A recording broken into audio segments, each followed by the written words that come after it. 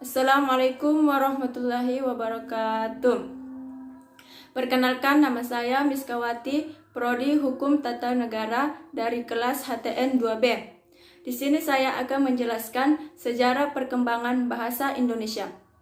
Perlu kita ketahui bahwa bahasa Indonesia yang berkedudukan sebagai bahasa kebangsaan dan bahasa resmi negara Republik Indonesia merupakan sebuah dialek bahasa Melayu yang pokok dari bahasa Melayu Riau.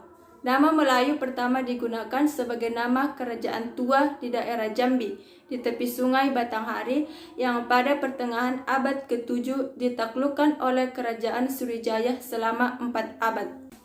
Berdasarkan beberapa prasasti yang ditemukan, yaitu kedudukan Bukit Talang Tuo, Talang Batu, Kota Kapur, Bangka, dan Karang Berahi membuktikan bahwa kerajaan Sriwijaya menggunakan bahasa Melayu, yaitu yang biasa disebut Melayu kuno, sebagai bahasa resmi dalam pemerintahannya. Dari hari ke hari, kedudukan bahasa Melayu sebagai lingua franca semakin kuat, terutama dengan tumbuhnya rasa persatuan dan kebangsaan di kalangan pemuda pada awal abad ke-20, sekalipun mendapat rintangan dari pemerintah dan segolongan orang Belanda yang berusaha keras menghalangi perkembangan bahasa Melayu dan berusaha menjadikan bahasa Belanda sebagai bahasa nasional di Indonesia. Pada tanggal 28 Oktober 1928, para pemuda dari berbagai organisasi pemuda mengucapkan ikrar mengaku berbangsa satu, bangsa Indonesia, mengaku bertanah air satu, tanah air Indonesia, dan menjunjung tinggi bahasa persatuan bahasa Indonesia. Demikianlah, pada tanggal tersebut merupakan hari yang amat penting, merupakan hari pengangkatan atau penobatan bahasa Indonesia sebagai bahasa persatuan atau sebagai bahasa nasional.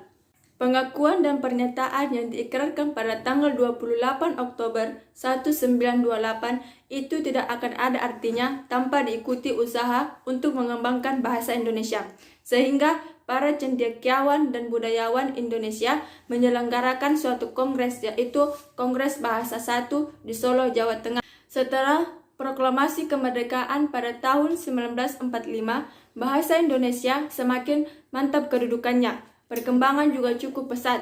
Sehari sesudah proklamasi kemerdekaan ditetapkan Undang-Undang Dasar 1945 yang di dalamnya terdapat pasal, yaitu pasal 36 yang menyatakan bahwa bahasa negara ialah bahasa Indonesia. Dengan demikian, selain berkedudukan sebagai bahasa negara, juga bahasa Indonesia dipakai dalam semua urusan yang berkaitan dengan pemerintahan dan negara. Bahasa Indonesia mengalami perkembangan yang pesat. Setiap tahun, jumlah pemakai bahasa Indonesia bertambah.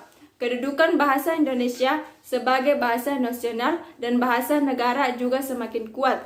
Perhatian terhadap bahasa Indonesia, baik di pemerintahan maupun masyarakat, sangat besar. Sekian dari saya, sekurang-kurangnya mohon dimaafkan. Wabillahi taufiq wal hidayah. Assalamualaikum warahmatullahi wabarakatuh.